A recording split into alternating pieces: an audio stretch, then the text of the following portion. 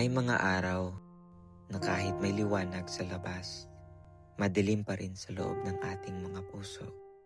May mga sandali na kahit may mga tao sa paligid, pakiramdam natin mag-isa tayo.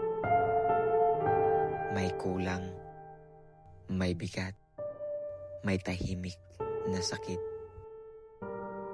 Sa gitna ng mga katahimikan, tanong natin, may pag-asa pa ba?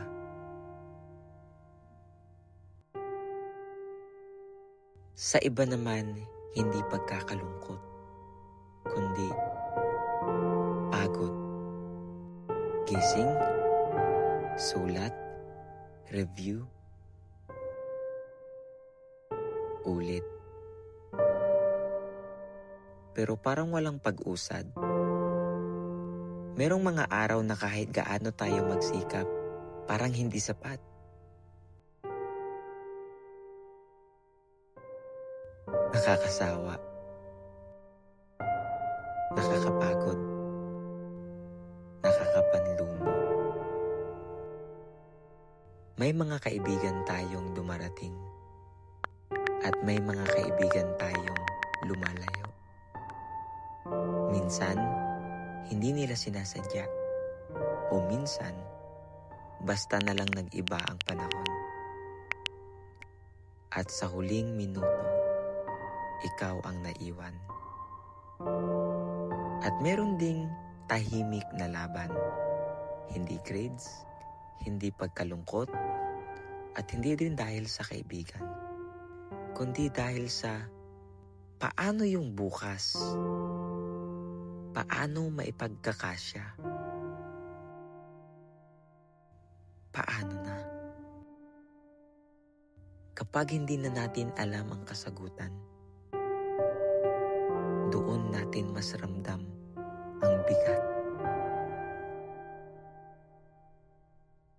May mga sandali rin na kahit sa laro, sa pahinga, o sa pagsasaya, hindi pa rin sapat. May lungkot na hindi kayang takpan ng ingay. Pero, sa gitna ng lahat ng gulo, may isang simpleng paalala. Hindi maingay, hindi nangungulit. Isang aklat na madalas nating makita, pero bihira nating pansinin. At noong binuksan nila, hindi bigla ang nawala ang problema.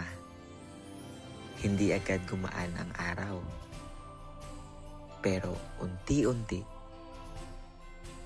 parang may liwanag na pumapasok sa isip at puso.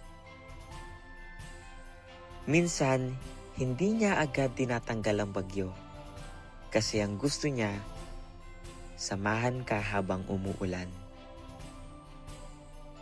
Hindi sa pag-alis ng bigat, kundi sa pagbalik ng pag-asa.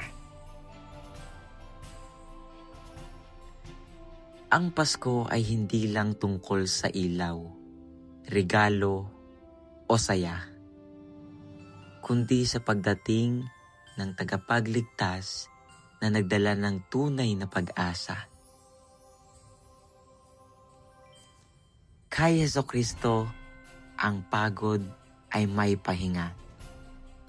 Ang takot ay may kapayapaan. Ang kulang ay may kabuuan. At ang bukas may liwanag. May pag-asa dahil kay Kristo.